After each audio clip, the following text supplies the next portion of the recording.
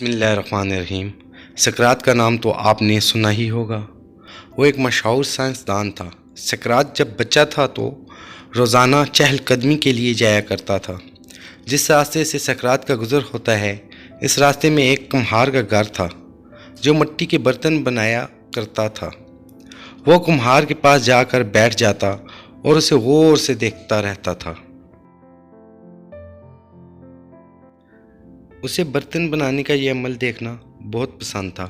ایک دن کمہار نے اس کی لگن دیکھ کر اپنے پاس بلایا اور پوچھا، بیٹا تم یہاں سے روز گزرتے ہو اور میرے پاس بیٹھ کر دیکھتے رہتے ہو، تمہیں اس میں کیا پسند ہے اور تم کیا دیکھتے ہو؟ سقراط نے مختصراً جواب دیا کہ میں آپ کو برتن بناتے ہوئے دیکھتا ہوں اور مجھے بہت اچھا لگتا ہے آپ کو برتن بناتے ہوئے دیکھنا۔ اس کے بعد سقراط خاموش ہو گیا، لیکن کچھ ہی دیر میں دوبارہ بولا، اس سے میرے ذہن میں چند سوال پیدا ہوئے ہیں جو میں آپ سے پوچھنا چاہتا ہوں۔ کیا آپ مجھے ان چند سوالوں کے جوابات دیں گے؟ سقراط کی بات سن کر کمہار بولا، جی بالکل، کیوں نہیں، بلکہ یہ تو بہت اچھی بات ہے۔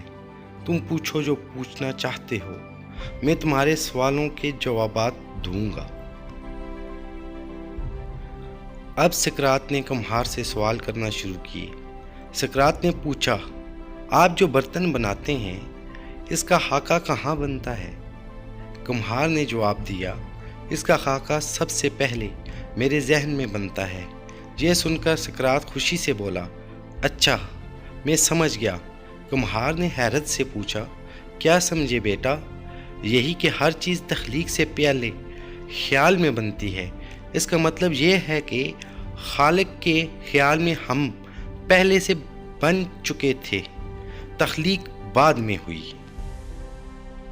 اس کے بعد سقراط نے اگلا سوال کیا، جب آپ برتن بنا رہے ہوتے ہیں تو ایسا کیا کرتے ہیں کہ یہ اتنا خوبصورت بنتا ہے؟ کمہار نے جواب دیا، بیٹا میں اسے محبت سے بناتا ہوں۔ میں جو بھی چیز بناتا ہوں اسے خلوص سے بناتا ہوں اور اسے بناتے ہوئے اپنی صلاحیتوں کا بھرپور استعمال کرتا ہوں تاکہ کوئی کمی کوتاہی نہ رہ جائے۔ سقراط نے اس بات میں سر ہلاتے ہوئے کہا، اس کی بھی سمجھ آ گئی، کیونکہ بنانے والا ہم سے محبت کرتا ہے، کیونکہ اس نے ہمیں بنایا جو ہوتا ہے۔ اگلا سوال یہ ہے کہ آپ اتنے عرصے سے برتن بنا رہے ہیں، کوئی ایسی خواہش ہے جو آپ چاہتے ہیں کہ پوری ہو؟ جی میرے ایک خواہش ہے جو میں چاہتا ہوں کہ پوری ہو۔ وہ خواہش یہ ہے کہ میں ایسے برتن بناؤں کہ دنیا عش عش کر اٹھے اور پھر ویسا برتن میں کبھی نہ بنا سکوں۔ کمہار نے حسرت سے کہا۔ یہ سنتے ہی سقراط اچھل پڑا اور بولا، بنانے والا اللہ تبارک و تعالی ہر بار ایسی تخلیق کرتا ہے کہ دنیا بے اختیار عش عش کر اٹھے، کیونکہ خالق کو پتہ ہے کہ میں جو یہ انسان اس دنیا میں بھیج رہا ہوں اس جیسا کوئی اور دوبارہ نہیں آئے گا۔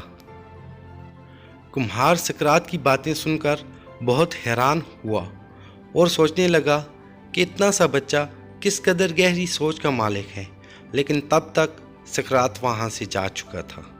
اس سے ثابت ہوتا ہے کہ اللہ تبارک و تعالی ہم سے کتنا پیار کرتے ہیں، انہوں نے ہمیں کتنی محبت اور پیار سے بنایا ہے، اور ہم اللہ تعالیٰ کی خوشنودی حاصل کرنے کی بجائے اپنی زندگی فضولیات میں تباہ کر رہے ہیں۔ اللہ تبارک و تعالی ہم سب کو دنیا و آخرت میں کامیابی عطا فرمائے، آمین ثم آمین یا رب العالمین۔